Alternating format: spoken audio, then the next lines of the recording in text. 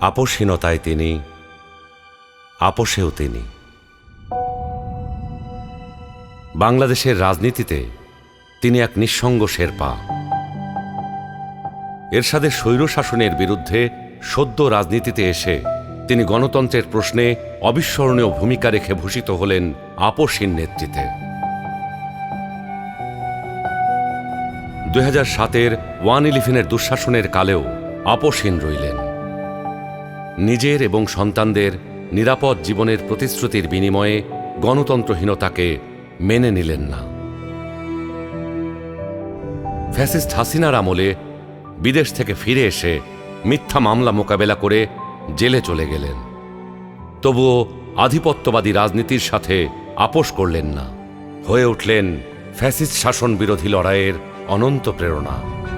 তবে কি তিনি কখনোই আপোষ করেননি? অবশ্যই করেছেন। দেশের বৃহত্তর স্বার্থে অনেক গুরুত্বপূর্ণ মুহূর্তে উনি এমন সব বিষয়ে আপোষ করেছেন যেটা না করলে কেবল গণতন্ত্র নয়, বাংলাদেশের স্বাধীনতা সার্বভৌমত্বই বিপন্ন হয়ে পড়ত। 91 সালে তার পছন্দের প্রেসিডেন্সিয়াল পদ্ধতি ছেড়ে সংসদীয় পদ্ধতিতে চলে গেলেন বৃহত্তর রাজনৈতিক সমঝোতার স্বার্থে। বিরোধী দলের দাবির প্রতি শ্রদ্ধা জানাতে 96 সালে নির্বাচন করে অল্প কয়দিনের জন্য সংসদ অধিবেশনে বসে তত্ত্বাবধায়ক সরকার সংবিধানে যুক্ত করে ক্ষমতা ছেড়ে নির্বাচন দিয়ে বিরোধী দলে গিয়ে বসেন।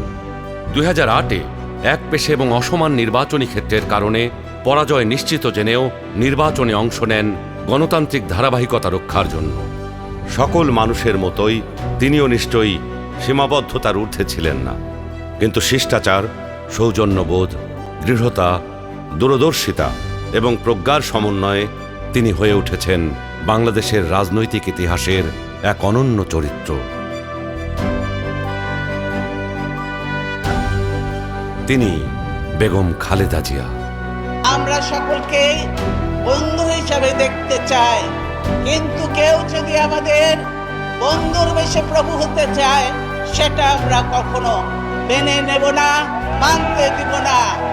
আরো প্রভুত্ব বাংলাদেশের জনগণ স্বীকার করবে না।